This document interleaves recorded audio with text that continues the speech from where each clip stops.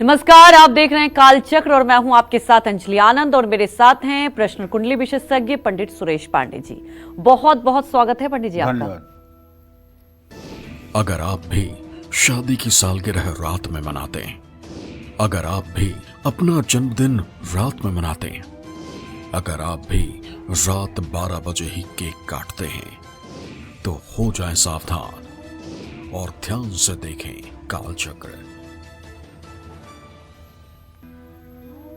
देखिए, हम सबके जीवन में जब खुशियां आती है, चाहे बर्थडे हो, चाहे एनिवर्सरी हो या कई और भी ऐसे ओकेजन आते हैं, तो हम केक काटकर उसको सेलिब्रेट करते हैं। और कहीं ना कहीं आप भारत देश में भी आप देखिएगा, घर घर में ये एक आप जो भी कह सकते हैं कि लोग अपनी खुशियों का इजहार केक काट कर करते हैं। लेकिन मुझे लगता है आज हमारे दर्शकों के लिए शो बहुत महत्वपूर्ण है, क्योंकि कुछ चीजें हमारी लाइफ में ऐसी होती है जिसके बारे में हम अवेयर नहीं होते हैं। आज पंडित जी आपको बहुत खास जानकारी देंगे, क्योंकि खुशियां सेलिब्रेट करना बहुत अच्छी बात है, लेकिन खुशियों को कैसे सेलिब्रेट करें यह भी जानना महत्वपूर्ण हो जाता है। जी हाँ, किसी भी व्यक्ति के लिए उसका बर्थडे उसके लिए यादगार रहता है। और आज के इस दौर में लोग अलग अलग स्टाइल से अपना या अपने खास का बर्थडे सेलिब्रेट करते हैं, एनिवर्सरी सेलिब्रेट करते हैं। कुछ लोग पूरी रात बर्थडे पार्टी करते हैं, तो कुछ लोग ठीक रात 12 बजे केक काटते हैं। लेकिन क्या आपको पता है, देर रात बर्थडे सेलिब्रेट करने से आपके फ्यूचर पर इसका बुरा प्रभाव पड़ता है। अगर आप भी अपना या अपने किसी खास का बर्थडे सेलिब्रेट करने का प्लान कर रहे हैं, तो उससे पहले देखिए आज का हमारा ये खास कार्यक्रम, क्योंकि बर्थडे सेलिब्रेट करने से पहले आपको किन बातों का रखना है खास ख्याल, यही आज कालचक्र में पंडित जी आपको बताने वाले हैं। साथ ही अगर आपका कोई सवाल है तो आप हमें फोन कर सकते हैं। हमारा नंबर है 0120-665-2411। अपनी चर्चा की हम शुरुआत करेंगे, लेकिन उससे पहले जान लेते हैं आज का शुभ मुहूर्त।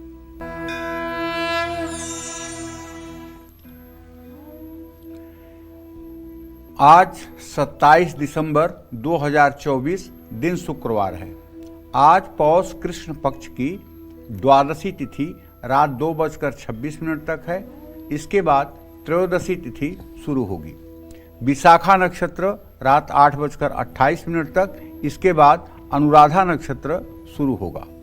धृति योग रात 10:37 तक, इसके बाद शूल योग शुरू होगा। इसी क्रम में आज के कुछ अशुभ मुहूर्त भी हैं, जैसे शुक्रवार होने के कारण राहु काल रहेगा सुबह 10:30 बजे से दोपहर 12 बजे तक, और गुलिक काल रहेगा सुबह 9:47 तक। यमगंड काल दोपहर 2:57 से शाम 4:15 तक। हो सके तो इन अशुभ समयों में किसी नए कार्य का शुभारंभ नहीं करना चाहिए। जय मां विंध्यवासिनी। तो आज हम बर्थडे, एनिवर्सरी या किसी खास मौके पर अगर आप केक काटते हैं तो उससे जुड़ी बेहद दिलचस्प और खास चर्चा कर रहे हैं। ऐसे में अगर आप भी अपने बर्थडे को अपने लिए शुभ बनाना चाहते हैं, तो अपने कमजोर ग्रहों को मजबूत करना चाहते हैं, अपनी सोई तकदीर को जगाना चाहते हैं, तो अपने बर्थडे पर करें कुछ खास उपाय। कौन से हैं वो उपाय, ये जानते हैं पंडित जी से। पंडित जी देखिए, अगर जन्मदिन की बात की जाए तो इंतजार किया जाता है, खासतौर पर बच्चे बहुत उत्साहित होते हैं। लेकिन आप ये देखिए, युवा इनफैक्ट आजकल हर वर्ग के लोग केक जरूर काटते हैं। ऐसा लगता है ना कि रात को 12 बजे केक काटेंगे तभी एक वो सेलिब्रेशन पूरा होगा। ये एक आप देख सकते हैं, यूं कहें फैशन, ये कहीं ना कहीं अब लोगों की खुशियों का एक ये रीजन बन चुका है कि रात को ही सेलिब्रेट करते हैं बर्थडे। अब देखो, इसका ज्योतिषीय जवाब मैं देना चाहता हूं। जी पंडित जी। ज्योतिषी जवाब ये है कि जैसे जन्म कुंडली होती है, वैसे आदमी की एक वर्ष कुंडली होती है। अच्छा, ठीक है। जन्म कुंडली जैसे होती है, वैसे आदमी की वर्ष कुंडली होती है।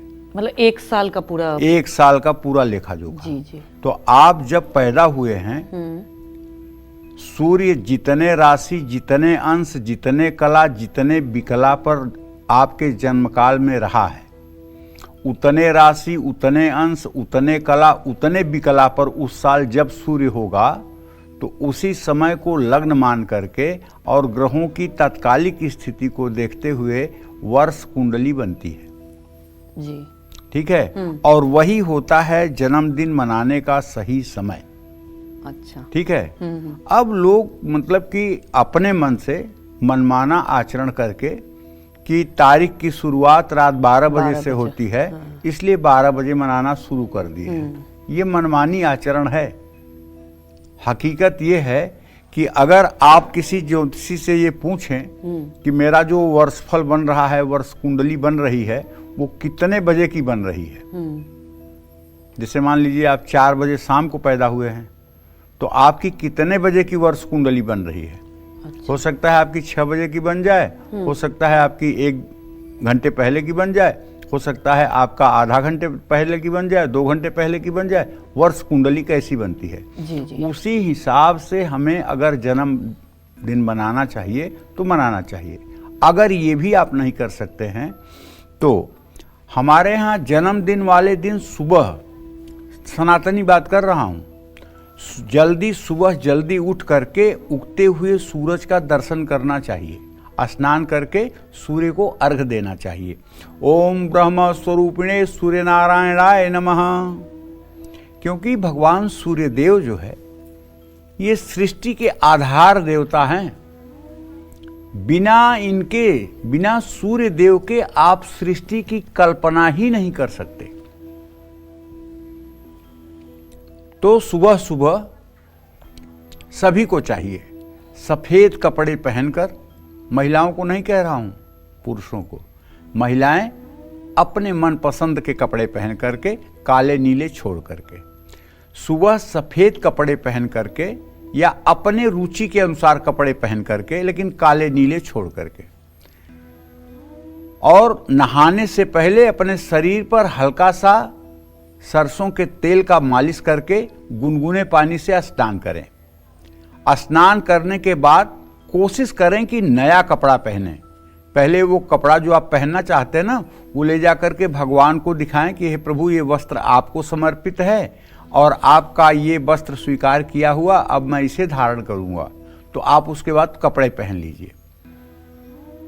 अगर आप महिला हैं और कोई नया वस्त्र पहनना चाहती हैं, घर में कोई छोटी कन्या है, तो पहले उसके सर पे वो कपड़ा रख दीजिए, उसके बाद आप पहन लीजिए। अगर आप पुरुष हैं तो आप प्रभु श्री राम के चरणों में वस्त्र समर्पित करके उसके बाद आप धारण कर लीजिए। और अपने जन्मदिन पर अपना जो मुख्य ग्रह है, जो आपके शरीर भाव का स्वामी है या भाग्य भाव का स्वामी है या पंचम भाव का स्वामी है, उसके अनुसार आप पूजा पाठ कुछ कर लीजिए। खाली पेट अपने इष्ट देव की उपासना कर लीजिए। अपने बड़ों से अपने मुख्य ग्रह के रंग के कपड़े, अगर आप कम उम्र के हैं और आप अभिभावकों के अधीन हैं, तो आप कोशिश करें कि आपके माता पिता आपको वही वस्त्र दें जो आपके मुख्य ग्रह से संबंधित हो, वो वस्त्र आप धारण करें। अपने जन्मदिन वाले दिन अपने पुराने कपड़े आप किसी जरूरतमंद को दे सकते हैं, लेकिन फटे हुए कपड़े नहीं देने चाहिए। मार्केश की अगर दशा चल रही है, ये मार्केश ज्योतिष में दूसरे और 7वें भाव के स्वामी को मार्केश कहते हैं, जो मृत्यु तुल्य कष्ट देता है, जो आदमी को मौत के नजदीक तक पहुंचा देता है, इसको कहते हैं मार्केश। जाया कुटुंब का धीसौ मारकौ प्रकृतितौ। जन्म कुंडली में दूसरे और 7वें भाव का स्वामी मारक होता है। अगर वो दशा आपकी चल रही है, तब तो मैं कहूँगा कि आपको जन्मदिन पर सुबह सुबह ही किसी शिवालय में जाकर के विधिवत रुद्राभिषेक कराना चाहिए।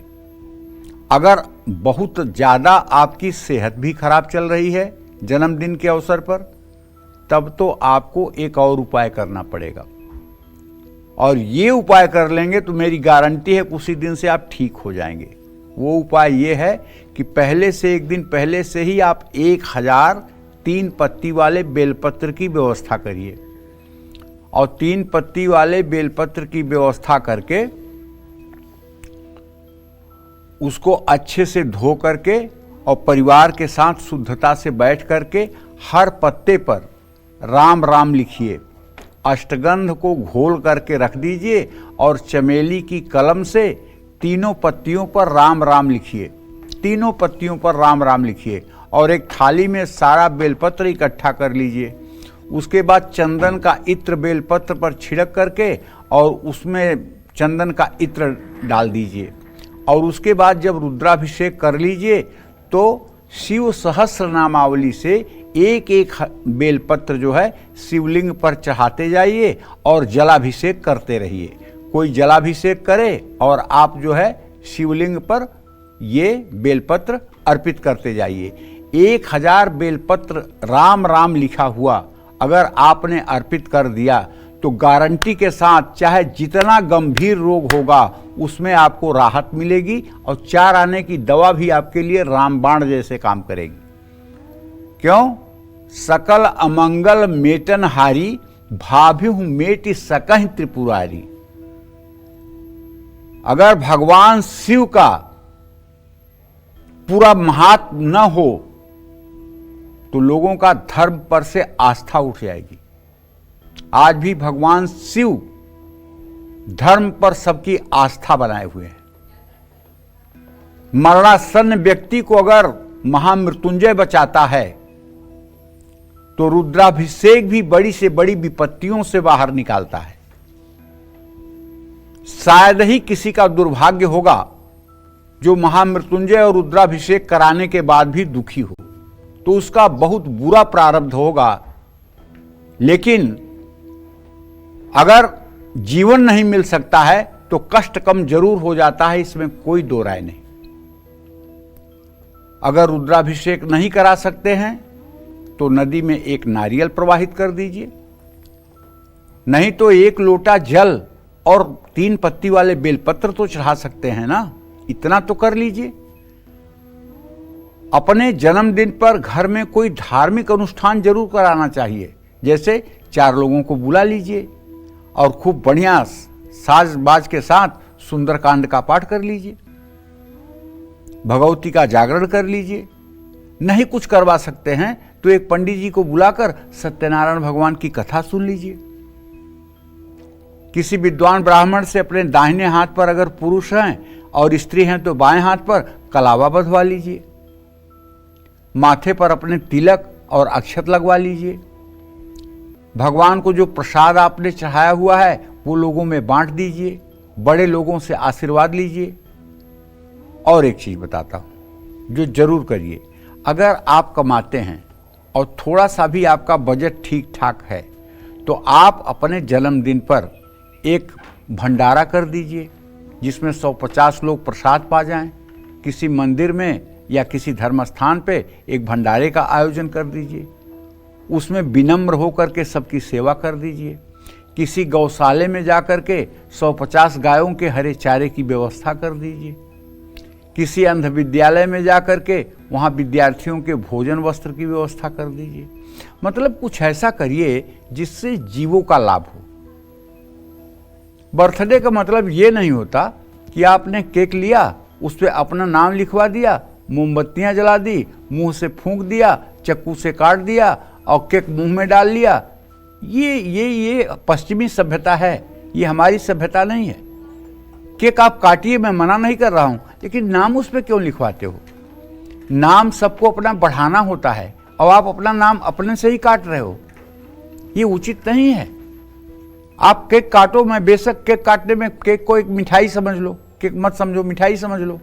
मिठाई को काट के ही खाया जाता है, चलो ठीक है, यहां तक सही है। लेकिन मोमबत्ती बुझाना, फिर मतलब नाम लिखकर उसको काटना, ये कितना अनर्थ है, ये कितना गलत है। ये पाश्चात्य संस्कृति कैसे घुस रही है हमारे जीवन में। अगर बच सके तो इससे बचें, ना बच सके तो प्रभु मालिक है। क्योंकि अब तो सारी चीज़ों का पश्चिमी अनुकरण हो रहा है। पश्चिम के लोग आकर के वृंदावन में, काशी में, अंग्रेज आकर के धोती कुर्ता पहन करके और अपने माथे पर त्रिपुंड लगा करके और हरे राम राम राम हरे हरे कर रहे हैं, हरे कृष्ण कृष्ण कृष्ण हरे हरे कर रहे हैं। और हम जो है अपने परिवेश से तो दूर हुए ही हैं, अपना परिवेश तो धारण ही नहीं कर सकते हैं, उसमें तो हम बहुत बैकवर्ड हो जाएंगे। अगर हम पुरुष हैं धोती कुर्ता पहन लेंगे तो हम तो बहुत बैकवर्ड हो जाएंगे। अगर हम महिला हैं साड़ी पहन लेंगे तो इसमें तो हमारी बात छोटी हो जाएगी।